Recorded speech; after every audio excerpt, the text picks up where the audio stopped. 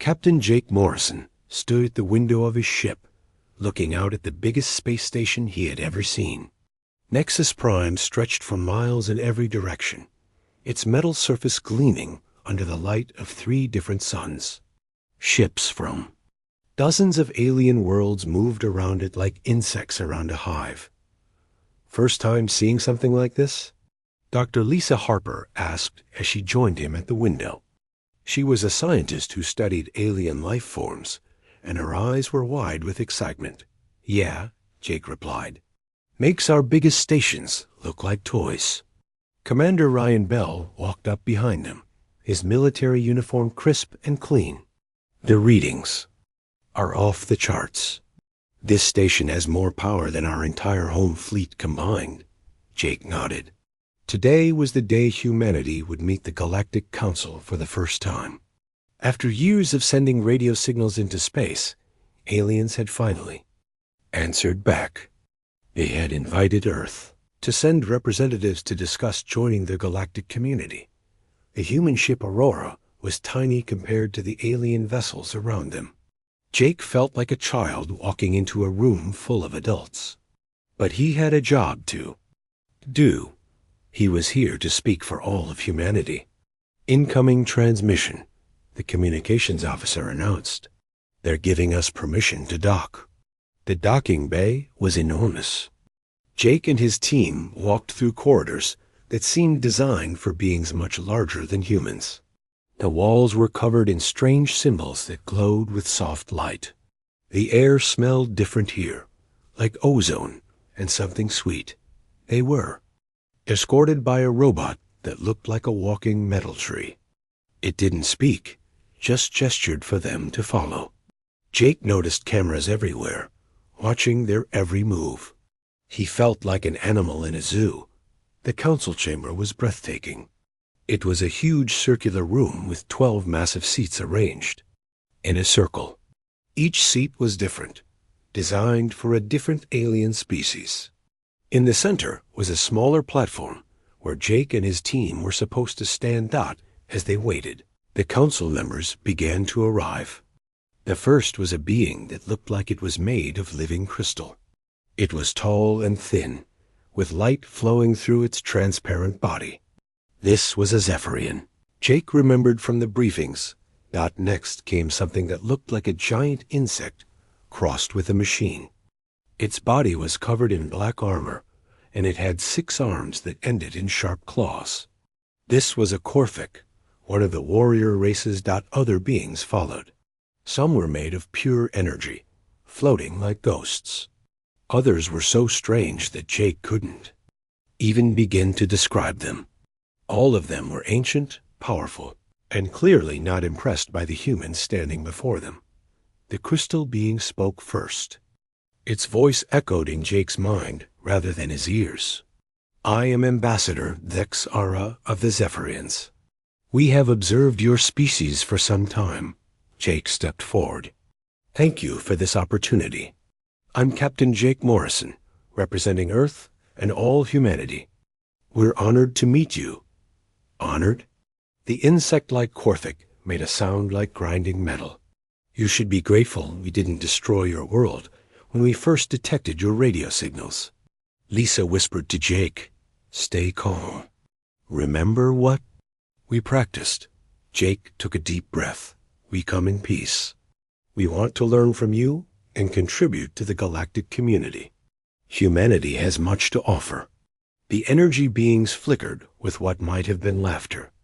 One of them spoke in a voice like wind chimes. "What could a primitive species like yours possibly offer us? You have barely mastered space travel. You still fight wars on your own planet." "We're learning," Jake said. "We're growing. Every species must start somewhere." "Indeed," Dexara replied. "But some species start further behind than others. Your people are violent and unpredictable. In the past century alone, you have had 2 world wars, countless smaller conflicts, and you have nearly destroyed your own planet's environment." Ryan stepped forward. "We've also achieved great things. We've cured diseases, explored space, and created art and music. That art and music? The Korthic's claws clicked against the floor. Can your art stop a plasma cannon? Can your music shield you from quantum torpedoes? We're not here to fight, Jake said firmly. We want to join the galactic community as peaceful members. The council members exchanged glances. Some seemed to communicate without words, their thoughts flowing between them like water. Finally, Vexara spoke again. The Galactic Council has made its decision. Your species will be granted limited recognition, but with strict conditions. Jake felt a surge of hope. What conditions? You will be confined to your home system. No human vessel may travel beyond the asteroid belt that surrounds your sun. You will cease all attempts at expansion and colonization. But we already have colonies on 3 worlds beyond our system, Lisa protested. They will be evacuated immediately, the Korthic said. Any humans found outside your designated boundaries will be considered hostile and dealt with accordingly. Jake felt the blood drain from his face. You're putting us in a cage. We're protecting the galaxy from you, Vexara replied. Your species has shown that it cannot be trusted with advanced technology or freedom to expand. Perhaps in a few thousand years, when you have evolved beyond your violent nature, we will reconsider. This is wrong, Jake said, his voice rising. You can't judge all of humanity based on our past mistakes. We're capable of change. We're capable of growth. Your protests prove our point, the energy being said. You become aggressive when challenged. This is exactly the behavior we seek to contain. Jake realized that nothing he said would change their minds. They had already decided humanity's fate before he had even arrived. But he had to try one more time. You're making a mistake, he said quietly. Humans don't give up easily. When we're cornered, when we're threatened, we don't surrender. We adapt. We find a way to survive. The council members seemed amused by this. Vexara's crystal form flickered with something like laughter. Survival against the combined might of 12 advanced civilizations? Captain Morrison, your optimism is admirable but misguided. We've survived ice ages, plagues, wars, and disasters that would have ended other species, Jake continued. We've always found a way. This is different, the Korthic said. This is the Galactic Council. We have maintained peace and order for 3,000 years. We have weapons that can destroy stars and shields that can stop time itself. Your little species is nothing compared to our power. Jake looked at each council member in turn. Then you have nothing to fear from us. Why the cage? The question hung in the air for a moment. Then Vexara spoke again. The decision is final. You have 1 Earth month to evacuate your outer colonies. After that, any human presence beyond the asteroid belt will be considered an act of war. The audience was over. The robot escort returned to guide them back to their ship. As they walked through the corridors, Lisa grabbed Jake's arm. What are we going to do? She whispered. Jake looked back at the council chamber one last time. We're going to prove them wrong. As the Aurora undocked from Nexus Prime, Jake stood at the window again. The massive station grew smaller as they moved away, but he could still see the alien ships patrolling around it. Soon, those same ships would be surrounding Earth. Set course for home, he ordered, and send a message to Earth Command. Tell them to prepare for war. The stars seemed different now. They were no longer points of light representing hope and exploration. They were boundaries of a prison that the aliens had built around humanity. But Jake Morrison knew something the aliens didn't. Cages only worked if the creature inside accepted being caged. And humans had never been good at accepting limitations. The alien ships came like a storm cloud, blotting out the stars. Commander Susan Blake watched from the bridge of the patrol ship Defender as 2,000 enemy vessels took positions around Earth's solar system. Each ship was larger than anything humanity had ever built, and they moved with the precision of a military machine. "My God," whispered her navigation officer, Lieutenant Pete Morgan. "There are so many of them." Susan had been in the outer system when the blockade began. Her small patrol of 6 ships had been checking on the mining stations near Jupiter when the aliens arrived. Now they were trapped, watching as their home system became a prison. "Signal from Earth Command," the communications officer announced. "President Woods wants to speak with all patrol commanders."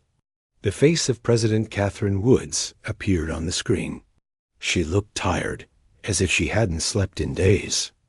Behind her, Susan could see the bustling activity of the Emergency Command Center. "To all patrol commanders," the president began, "as of today, we are under full blockade. The aliens have given us 30 days to evacuate our outer colonies. After that, any human found outside the asteroid belt will be considered an enemy." Susan felt sick. The 3 human colonies in the outer system housed over 2 million people. There was no way to evacuate them all in 30 days. "We are not surrendering," President Woods continued. "General Paul Carter is coordinating our defense efforts. Dr. Alan Price has been given unlimited resources to develop new weapons. We will find a way through this." The transmission ended, leaving Susan and her crew in silence. Around them, the alien ships continued their slow dance of containment.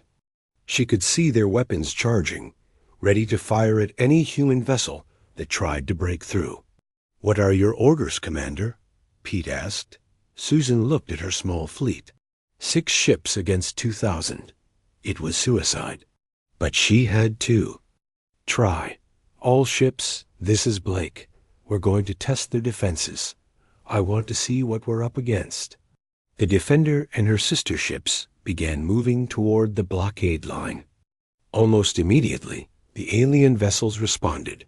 3 massive ships broke formation and moved to intercept. "They're hailing us," the communications officer reported. The alien voice that came through the speakers was cold and mechanical. "Human. Vessels, you are ordered to return to your designated boundaries. Any further advance will be met with force."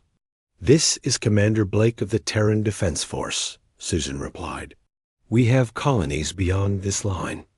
We have the right to protect our people. You have no rights here," the alien replied. "Turn back now or be destroyed." Susan looked at her crew. They were young, most of them barely out of the academy. They had signed up to explore the stars, not to fight impossible battles, but they were ready. "All ships, charge weapons and prepare for combat," she ordered. The human ships opened fire. First, their plasma cannons and missile arrays lit up the darkness, sending streams of energy and metal toward the alien vessels. For a moment, Susan felt hope as her weapons struck their targets. Then the aliens fired back. The return fire was devastating. Beams of pure energy sliced through the human ships like a knife through paper. The patrol ship Courage simply vanished, vaporized in an instant. The Victory broke in half, its crew screaming over the radio before the signal cut out. "Shields down to 30%, Pete shouted. "Hull breach on decks 3 and 4. Susan watched in horror as her small fleet was destroyed around her. The alien weapons were beyond anything she had imagined. Her own shots had barely scratched their shields, while their return fire was annihilating her ships.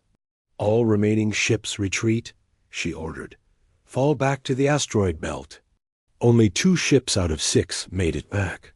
The Defender limped along, with a damaged engine, while the Guardian had lost half its crew. Susan stared at the tactical display, watching the alien ships return to their positions as if nothing had happened. "Send this data to Earth Command," she told her communications officer. "They need to know what we're up against." Back on Earth, President Woods stood in the war room with her top advisors. The reports from the failed attack had just arrived, and the mood was grim. The aliens destroyed 4 of our best ships without taking any damage, General Carter reported. Their shields are impenetrable, and their weapons are centuries ahead of ours. What about the colonies? Asked Dr. Price. Can we at least evacuate the people? Not all of them, the general replied. We have transport ships moving now, but the aliens are only allowing a few through each day. They're making us choose who. Lives and who dies. President Woods slammed her hand on the table. There has to be something we can do. Some weakness we can exploit. Dr. Price stepped forward. He was a thin man with gray hair and tired eyes, but his mind was sharp. I've been analyzing the wreckage from the battle. The alien technology is advanced, but it's not magic. Every system has weaknesses. What kind of weaknesses? The president asked. I'm not sure yet, but I have an idea. What if we could reverse engineer their technology? Use their own weapons against them? General Carter shook his head. The wreckage is too damaged. Most of it was vaporized. Not all of it, Dr. Price said. There are pieces. Small fragments that survived the battle. If I could get more samples, bigger pieces. You want us to attack them again? The president asked. I want us to be smart about it. We can't win a direct fight, but we might be able to salvage enough technology to level the playing field. Meanwhile, in a hidden facility beneath the Rocky Mountains, civilian engineer Marcus Webb was working on a different approach. He had been analyzing the alien communication signals, trying to find patterns and weaknesses. The frequency is constant, he muttered to himself as he studied the data. But there are fluctuations, small changes that might indicate. His colleague, Dr. Amy Foster, looked over his shoulder. What are you thinking? Their ships communicate with each other using quantum entanglement, Marcus explained. The signals are encrypted, but the carrier wave has a specific frequency. If we could disrupt that frequency, we could blind them, Amy finished. Cut them off from their command structure. It's a long shot, Marcus admitted. But it might work. While the scientists worked, the evacuation continued. Transport ships moved back and forth between Earth and the outer colonies, carrying as many people as they could. But the aliens were being cruel about it.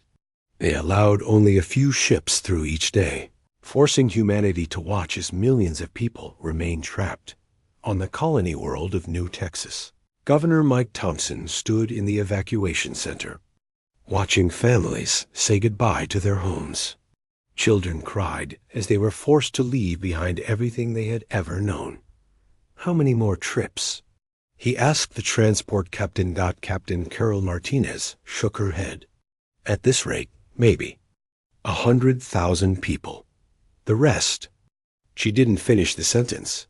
The aliens had made their point clear. Humanity was powerless. They could destroy human ships at will, control who lived and who died, and force entire populations to abandon their homes.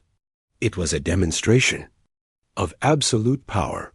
But in the depths of space, something else was happening. The aliens had made a mistake. They had underestimated humanity's greatest strength, the ability to adapt under pressure.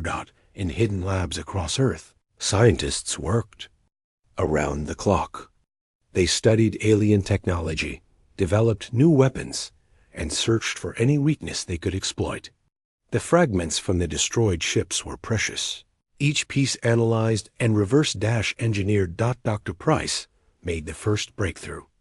Alien shields work by creating a quantum field around the ship, he explained to President Woods. The field deflects energy and matter, but quantum fields can be disrupted by specific frequencies. The same frequencies Marcus found?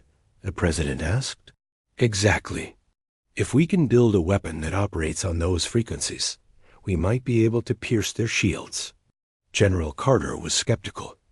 How long would it take to build such a weapon? Months. Maybe years, Dr. Price admitted. But we have to try. As the days passed, the blockade tightened. The aliens allowed fewer and fewer ships through. They were losing patience with humanity's slow evacuation. Some of the alien commanders wanted to simply destroy the colonies and be done with it, but the Galactic Council had ordered them to give humanity time to comply. It was a show of mercy, they claimed. A demonstration that the Council was reasonable and just. The truth was simpler. The aliens wanted to break humanity's spirit. They wanted humans to accept their place as prisoners in their own solar system. They wanted to show that resistance was futile. They succeeded, at least partially. Many humans began to lose hope. The alien ships were too powerful, too numerous. How could humanity possibly fight back? But in the shadows, the resistance was growing. Scientists, engineers, and military officers who refused to give up. They worked in secret, developing new technologies and strategies. They knew the odds were against them, but they also knew that humanity had never been good at accepting defeat. Commander Blake, now recovered from her injuries, met with other patrol commanders in a secret location. "We need to hit them again," she said, "but this time we need to be smart about it." "What do you have in mind?" asked Commander Tony Rivera. "We sacrifice some ships to get close enough to do real damage. Not to win, but to gather intelligence. To take samples of their technology. That's suicide," another Commander Poi. 6 months after the blockade began, Earth was dying. The alien ships had cut off all supply lines to the outer colonies, and the few evacuation ships that were allowed through brought back stories of horror. Millions of humans were trapped on distant worlds, slowly running out of food and medicine. Colonel Nicole Stone stood in the hidden command center buried 3 miles beneath the surface of Mars. The base, codenamed Olympus, was one of 12 secret facilities that had been built. In the months since the blockade started, the aliens didn't know they existed. "Status report," Nicole called out to her team. Captain Bill Hayes looked up from his computer screen. "Food shipments are running low on New Texas. They have maybe 2 weeks left before people start starving." "What? About medical supplies?" Nicole asked. "Gone," Captain Hayes replied. "The colony on Titan sent a message yesterday. They're out of insulin. Diabetic patients are already starting to die." Nicole felt the familiar rage burning in her chest. The aliens claimed they were being merciful by allowing the evacuation, but they were really just torturing humanity. They wanted humans to watch their people die slowly, to break their spirit completely. "Any word from the other bases?" she asked. "Base 7 reports they've completed the new stealth ships," Captain Hayes said. "They're ready for testing. Base 3 has finished reverse engineering the alien communication system. And Base 12... double quotes. He paused. "Base 12 has something special." Nicole raised an eyebrow. "What kind of special?" "They won't say over the radio. But Dr. Foster asked you to come see it personally." Dr. Amy Foster had been working on the quantum entanglement project for months. If she had made a breakthrough, it could change everything. Nicole grabbed her equipment and headed for the transport tunnel. Base 12 was hidden inside an asteroid that looked like any other rock floating in space. But inside, it was a marvel of engineering. The base had been carved out of solid rock and filled with the most advanced equipment humanity could build. Dr. Foster met Nicole at the airlock. Her hair was messy and her clothes were wrinkled, as if she hadn't slept in days. But her eyes were bright with excitement. "Nicole, you have to see this," Amy said, leading her deeper into the base. They walked through corridors filled with humming machinery and blinking lights. Scientists and engineers worked at every station, their faces focused and determined. This was humanity's best hope, and everyone knew it. "We did it," Amy said as they reached the main laboratory. "We cracked their quantum communication system." In the center of the lab was a device that looked like a metal spider web. Energy flowed through its strands, creating patterns of light that hurt to look at directly. Around it, computer screens showed waves of data streaming past. What exactly? Did you crack? Nicole asked. Their entire fleet network, Amy replied. Every ship in the blockade is connected to a central command system. They share information instantly, across vast distances using quantum entanglement. And you can tap into it? Better than that, Amy said with a grin. We can control it. Watch. This. She typed commands into a computer, and the spider web device began to glow brighter. On the screens around them, new data appeared. It was the location, speed, and weapon status of every alien ship in the blockade. This is incredible, Nicole whispered. How did you do it? Marcus Webb figured out the frequency patterns. Amy explained. Once we knew how they were communicating, we could build a device to intercept and modify their signals. We can see everything they're doing in real time. Can we send false information? Yes, but we have to be careful. If we're too obvious, they'll detect us and change their encryption. But we can feed them small bits of false data, make them think our ships are somewhere they're not. Nicole's mind raced with possibilities. What about their weapons? Can we disable them? Not remotely, Amy admitted, but we can make them shoot at the wrong targets. Or better yet, we can make them think their own ships are enemies. This was the breakthrough they had been waiting for. For the first time since the blockade began, humanity had a real weapon to use against the aliens. But Nicole knew it wouldn't be enough by itself. They needed more than just intelligence. They needed ships, weapons, and most importantly, they needed people willing to fight. How many people know about this? Nicole asked. Just my team and now you, Amy replied. We're keeping it strictly classified. Good. Keep it that way. I need to contact the other bases. While Nicole planned the next phase of the resistance, something unexpected happened.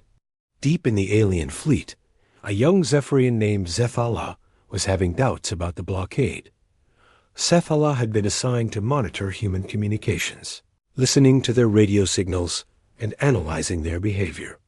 The work was supposed to be routine, but what Zephala heard disturbed them deeply. The humans weren't just military personnel or government officials. They were families, children, ordinary people who were suffering because of the Council's decision. Zephala heard parents crying for their children, doctors pleading for medicine, and teachers trying to keep hope alive in the face of despair. One transmission particularly affected Zephala. It was from a little girl on New Texas, talking to her grandmother on Earth. The girl didn't understand why she couldn't come home, why the aliens were keeping her family trapped on a dying world. Grandma, when will the bad aliens go away? Girl asked. I want to see you again. The grandmother's voice was breaking as she replied, I don't know, sweetheart. But remember that Mommy and Daddy love you very much. And so do I. Zephala felt something they had never experienced before. Guilt. The Zephyrians prided themselves on their advanced emotional control, but this was different. This was a deep, painful awareness that what they were doing was wrong. That night, Zephala made a decision that would change everything. They began secretly transmitting Council military codes to the humans. It was treason, punishable by death. But Zephala couldn't stand by and watch innocent people suffer. The first transmission was simple. The patrol routes of the alien ships sent to a human radio frequency. Zephala didn't know if anyone would receive it or understand its importance. But they had to try. On Earth, the message was picked up by Lieutenant Helen Gray, a communications specialist working at the main monitoring station. At first, she thought it was just alien chatter. But as she analyzed the data, she realized it was something much more valuable. This is a patrol schedule, she told her supervisor, Commander Jack Miller. Someone is telling us where the alien ships will be. And when. Could be a trap, Commander Miller said. Maybe, Helen replied. But the information is too detailed to be fake. And look at this. She pointed to a section of the transmission. It's using human mathematical symbols. Someone out there is trying to help us. Commander Miller looked at the data more carefully. If this is real, we could plan attacks that avoid the patrol routes. Hit them when they're not expecting it. Should we tell the resistance bases? Helen asked. Not yet. Let's verify this information first. If it's accurate, then we'll know we have an ally in the alien fleet. The information proved to be completely accurate. Using the patrol schedules, human ships were able to avoid alien patrols and move supplies between the hidden bases. For the first time in months, the Resistance had the advantage of Surprise Captain Jake Morrison, now leading the Resistance fleet, received the intelligence report with amazement. Someone in the alien fleet is helping us? It appears so, Colonel Stone replied over the encrypted communication channel. We're calling our contact, Guardian Angel. They've been sending us patrol routes, weapon specifications, and even battle plans. This could be the break we've been waiting for, Jake said. What do you need from us? We're ready to begin Phase 2, Nicole replied. Dr. Foster's quantum device is operational, and we have enough intelligence to plan targeted strikes. But we need your ships to draw the aliens away from the colonies. Jake looked at his small fleet. He had 20 ships, all of them modified with salvaged alien technology. They were faster than before, and their weapons were more powerful, but they were still vastly outnumbered. What kind of strikes are we talking about? He asked. Hit and run attacks on their supply lines, Nicole explained. We're not trying to win a direct battle. We're trying to disrupt their operations and gather more technology. And hopefully rescue some of our people, Jake added. That's the plan.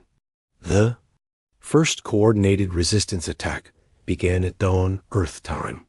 Using the quantum communication device, the hidden bases monitored alien fleet movements in real time. When the aliens moved their ships to investigate a false signal, human ships struck at their supply convoys. The attack was swift and brutal. The alien supply ships were not expecting resistance, and their escorts were minimal. Human ships, guided by perfect intelligence, struck like lightning and vanished before reinforcements could arrive. But the most important part of the attack was what happened next. As the alien ships burned and their crews evacuated, human salvage teams moved in to recover technology. Every piece of alien equipment was precious, a chance to learn more about their enemies. Dr. Price, now working from a hidden laboratory on the moon, analyzed each piece of recovered technology. Their power systems are based on controlled fusion. He explained to President Woods over a secure channel. But it's not just fusion. There, in the hidden shipyard of Base 1, deep inside the asteroid belt, something magnificent was taking shape. The construction project had been going on for 8 months, using every piece of alien technology the Resistance had captured. Workers moved around the massive structure like ants, welding, building, and installing systems that had never been seen before. Dr. Alan Price stood on the observation deck, watching the final pieces being put in place. The ship was enormous, 5 kilometers long and bristling with weapons. It was humanity's first true battleship, and they had named it the Titan. She's beautiful, said Captain Steve Morgan, the man who would command the ship. He was a veteran of the early blockade battles, one of the few who had survived direct combat with the aliens. She's more than beautiful, Dr. Price replied. She's our future. Every system on this ship is a combination of human engineering and alien technology. The power core alone is more advanced than anything the aliens have. How is that possible? Captain Morden asked. Because we're not just copying their technology, Dr. Price explained. We're improving it. The aliens have been using the same basic designs for thousands of years. They've become comfortable, predictable. But humans are different. We adapt. We innovate. The Titan was indeed a marvel of engineering. Her hull was made from a new metal that was stronger than anything the aliens used. Her engines could push her faster than any ship in the galaxy. And her weapons were something special. Tell me about the Ragnarok cannon, Captain Morgan said. Dr. Price smiled. It's based on the same principle as the alien energy weapons, but we've made it much more powerful. It can channel the energy of a small star into a focused beam. One shot can destroy a ship the size of an alien dreadnought. And it won't tear the Titan apart when we fire it? The ship is built to handle it. The entire structure is designed to channel and dissipate the energy. It's like a gun that's the size of a city. Captain Morgan nodded. Around them, the construction crews were putting the finishing touches on the ship. In a few days, the Titan would be ready for her first test flight. Dr. Lisa Harper, now serving as the ship's chief science officer, joined them on the observation deck. The crew is ready, she reported. 10,000 of our best people. Scientists, engineers, military personnel. Everyone who volunteered knows this is a one-way mission. It doesn't have to be, Captain Morgan said. Yes, it does, Lisa replied. The aliens have 5,000 ships in the blockade now. Even with the Titan, we're outnumbered 500 to 1.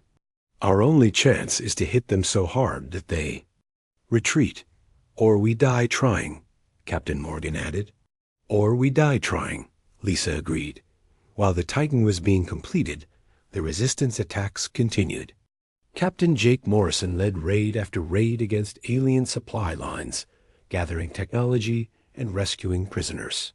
Each attack was carefully planned, using the intelligence provided by their mysterious ally, Guardian Angel. But the aliens were learning too. They had increased their patrols and changed their communication codes. The resistance was finding it harder to predict their movements. They're adapting, Colonel Nicole Stone reported during a secret meeting of resistance leaders. Guardian Angel's information is still accurate, but they're being more careful about what they transmit. What about the colonies? Asked Commander Susan Blake. How much time do we have? Not much, Nicole replied. New Texas has 2 weeks of food left. Titan colony is completely out of medical supplies, and the aliens are getting impatient. Commanders are asking the Council for permission to just destroy the colonies and end this. Then we need to move fast, Jake said. Is the Titan ready? Almost, Nicole replied. Dr. Price says 3 more days. Make it 2, Jake ordered. I don't think we have 3. Unknown to the resistance, the aliens were indeed losing patience. Admiral Vex Moran of the Korthic fleet had been arguing with the Council for weeks about the human problem. The humans are not surrendering, he reported to the Council chambers. They continue to attack our ships and rescue their people. They show no signs of accepting their fate. Ambassador Vexara of the Zephyrians was troubled. Their behavior is ... unexpected. Most species would have surrendered by now. I told you they were dangerous, Admiral Vexmaron replied. We should have destroyed them from the beginning. The Council voted for containment, Vexara said. We are not executioners. Then, let me be one, the Admiral replied. Give me permission to destroy their colonies. Once they see their people die, they will surrender. The Council debated for hours.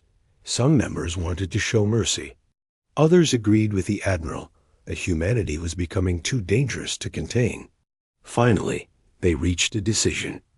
You have permission to destroy 1 colony, Vexara announced. Choose the smallest one. Make it clear that the others will follow if the humans do not surrender. Admiral Vexmaron smiled with satisfaction. Thank you. I know exactly which colony to choose. The message was intercepted by Guardian Angel, who immediately transmitted it to the Resistance. Zetha's hands shook as they sent the warning. The aliens were planning to commit genocide, and there was nothing they could do to stop it. On Earth, The message was received by Lieutenant Helen Gray. She read it 3 times before she understood what it meant. They're going to destroy Titan. Colony, she told Commander Miller. In 48 hours. How many people are on Titan? Commander Miller asked. 50,000, Helen replied, including 5,000 children. The news spread through the resistance network like wildfire. The aliens had finally shown their true nature. They were not just trying to contain humanity. They were planning to murder innocent people. We have to stop them, Captain Morgan said over the communication channel. The Titan isn't ready, but we have to try. The ship needs at least 2 more. Days of testing, Dr. Price protested. If we launch now, we don't know if all the systems will work.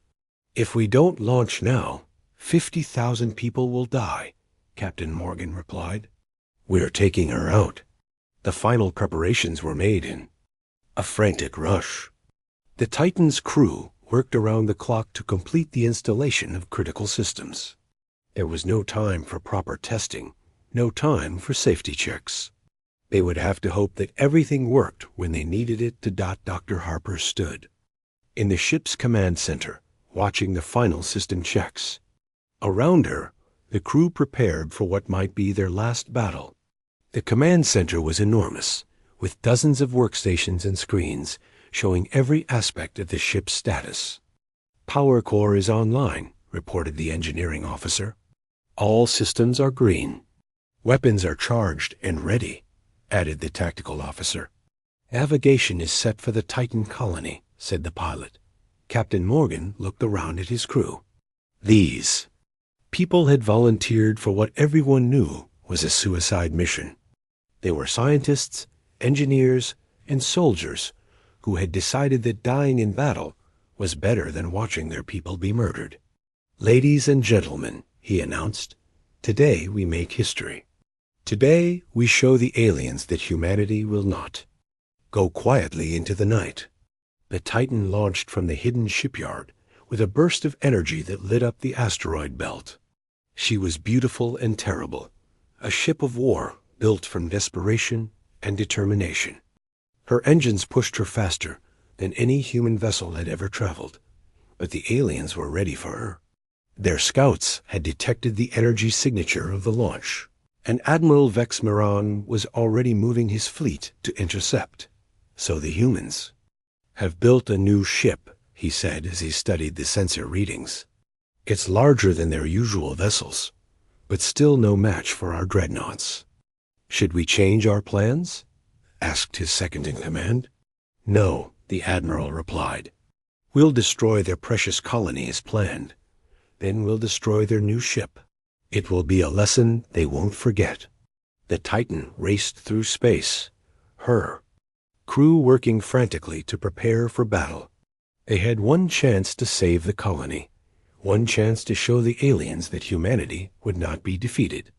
Alien fleet detected, reported the sensor operator. 200 ships moving to intercept. Only 200? Captain Morgan asked. The admiral must not think much of us. Or he's overconfident, Dr. Harper replied. That could work in our favor. The two forces met in the empty space between Jupiter and Saturn. The alien ships were sleek and deadly, their weapons already charging. The Titan flew alone, a single ship against an entire fleet. They're hailing us, reported the communications officer. Put them through, Captain Morgan ordered. Admiral Vex Miran's face appeared on the screen. His insect-like features were twisted. With contempt. Human ship, you are ordered to surrender. Your vessel will be destroyed if you do not comply. This is Captain Morgan of the Titan, he replied. I have a message for you, Admiral. Humanity does not surrender. Then you will die, the Admiral replied. Open fire. The alien fleet opened fire with everything they had. Energy beams and plasma. Bolts filled the space around the Titan. But something unexpected happened. The human ship's shields held. The alien weapons, which had easily destroyed every other human vessel, barely scratched the Titan's defenses. Impossible, Admiral Vexmaron whispered, "What kind of ship is that?" On the Titan's bridge, Captain Morgan smiled. "Now it's our turn. All weapons. Target the flagship. Fire the Ragnarok cannon." The Titan's main weapon, charged with power that made the stars pale in Valparaiso. The final battle began as 5,000 alien ships surrounded the Titan. Captain Steve Morgan stood on the bridge of humanity's greatest weapon, watching the enemy fleet close in like a deadly net. Each alien ship was a masterpiece of advanced technology, armed with weapons that could destroy planets. "All stations report ready for combat," announced Commander Ryan Bell, the ship's tactical officer. "The Ragnarok cannon is fully charged. Enemy fleet is in attack formation," reported the sensor operator. "They're moving to surround us." Captain Morgan looked at Dr. Lisa Harper, his science officer and oldest friend. She had been with him since the beginning of the blockade, and now they would face the end together. "Any regrets?" he asked her. "Only that we didn't build 10 of these ships," she replied with a sad smile. The alien fleet opened fire first. Thousands of energy beams and plasma bolts converged on the Titan's position. The human ship's shields flared as they absorbed the massive attack, but they held. The Titan was built to withstand punishment that would destroy any other vessel. "Return fire," Captain Morgan ordered. All weapons, continuous fire. The Titan's weapons blazed to life. The Ragnarok cannon fired again and again, each shot destroying an alien ship. Smaller weapon systems picked off fighters and escorts. For a moment, it seemed like the human ship might actually win, but there were too many enemies. As the Titan destroyed one ship, 2 more took its place. The alien fleet was like a swarm of insects, overwhelming through sheer numbers. "Shields down to 60%, reported the engineering officer. "We're taking heavy damage." "Hull breaches on decks 15 through 20, added the damage control officer. "We've lost the secondary power grid." Around them, the space battle raged with terrible beauty. Ships exploded in brilliant flashes of light. Energy beams crossed the darkness like deadly rainbows. The Titan fought like a cornered animal, striking out at everything within reach. But slowly, inevitably, the alien fleet began to win. The Titan's shields flickered and failed. Her weapon systems began to malfunction. The great ship that had been humanity's hope was dying. "Captain," Dr. Harper said quietly, "I think it's time." Captain Morgan knew what she meant. They had one last option, one final desperate plan that might save humanity even if it destroyed them all. "Are you sure about this?" he asked. "The calculations are correct," she replied. "Dr. Price confirmed them before we left. If we overload the quantum core, we can create a rift in space-time large enough for what we built in the other dimension," Captain Morgan finished. For months, in absolute secrecy, Dr. Price and his team had been working on humanity's ultimate weapon.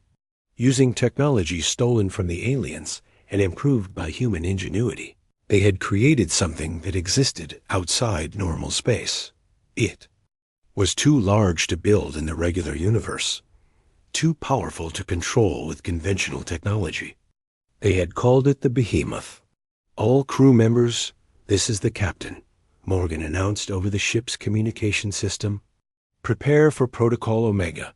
It has been an honor serving with you all." The Titan's crew worked frantically to prepare for the final gambit. They rerouted power from damaged systems, sealed hull breaches, and prepared the quantum core for overload. Everyone knew this was their last chance. "Quantum core is ready for overload," reported the engineering officer. "All safety systems are offline. Dimensional rift generators online," added Dr. Harper. "We're ready to open the portal." Outside, the alien fleet pressed their attack. They could sense that the human ship was weakening, that victory was within their grasp.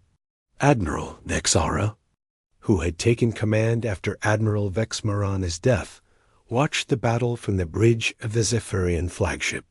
"The human ship is failing," reported the tactical officer. "Their shields are down, and they're losing power." "Good," Vexara replied.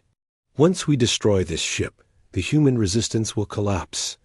We can finally end this foolish war." But, as the Zephyrian admiral watched, something unexpected happened. The human ship stopped firing. It just hung in space, surrounded by alien vessels, as if its crew had given up.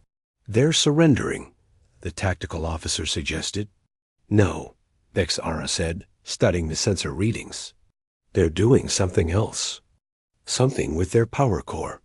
On the Titan's bridge, Captain Morgan gave the final order. "Dr. Harper, activate Protocol Omega." Lisa Harper's hands moved across the control panel, entering the commands that would either save humanity or destroy everything. The Titan's quantum core began to overload, building up energy that reality itself couldn't contain. Rift opening in 3, 2, 1. The space around the Titan exploded with light.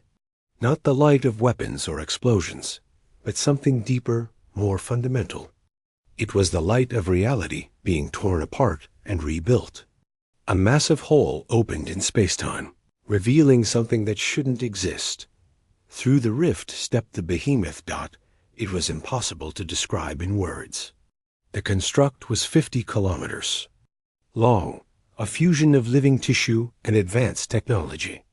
It moved with purpose and intelligence, its surface covered in weapons that made the Titan's arsenal look like toys. The alien fleet froze in shock. Their sensors couldn't comprehend what they were seeing. The Behemoth was too large, too advanced, too alien even for them. It was as if humanity had reached into the realm of gods and pulled out a weapon of pure destruction. "What is that thing?"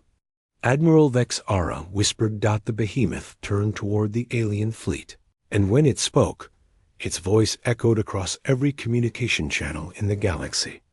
It was the voice of humanity itself, amplified and transformed by technology beyond imagination. "We are the children of Earth," the Behemoth said. "You ignored our warnings. You caged us. You tried to destroy us. Now face the consequences." The creature's weapons fired once, and an entire section of the alien fleet simply ceased to exist. Not destroyed, not vaporized, but erased from reality as if it had never been there at all. Panic spread through the alien ranks. Ships that had fought for thousands of years turned and fled without orders. The disciplined formations broke apart as captains abandoned their posts and ran for their lives. "All ships maintain formation," Admiral Vexara commanded. "We can defeat this thing if we work together." But it was too late. The Behemoth moved through the alien fleet like a predator among prey.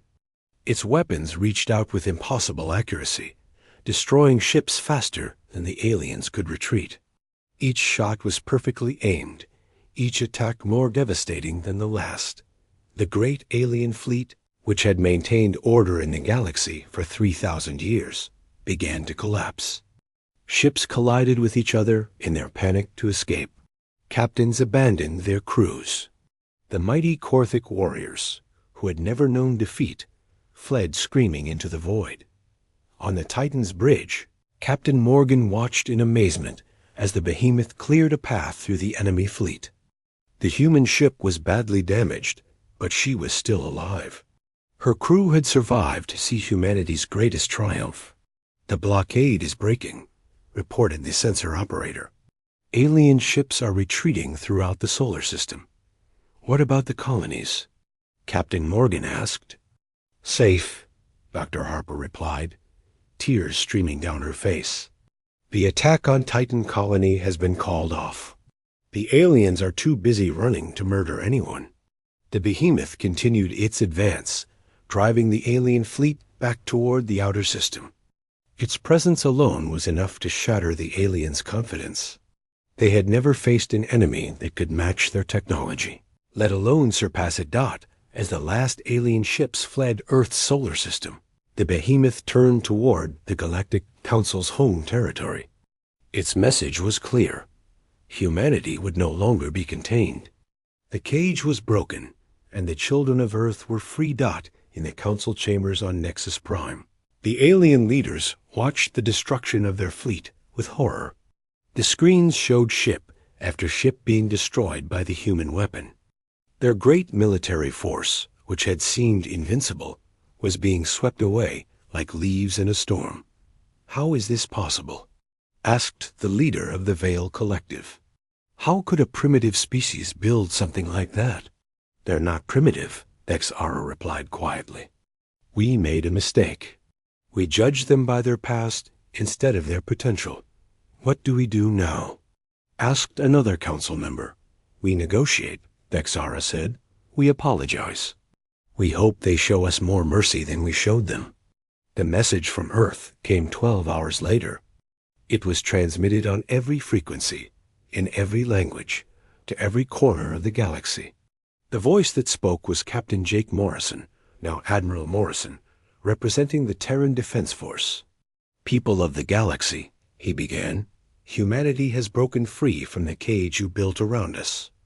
We fought back not because we wanted war, but because we wanted freedom. We are now a force in the galaxy, and we will not be ignored again." The message paused, and when it continued, the tone was different. Less threatening, more hopeful. "But we don't want to be your enemies. We want to be your equals. We want to explore the stars, to learn from other species, to contribute to the galactic community. The war is over. Now let's build a peace." The Galactic Council had no choice but to accept. The human fleet, led by the Behemoth, had proven that Earth's children were no longer the weak species they had once been.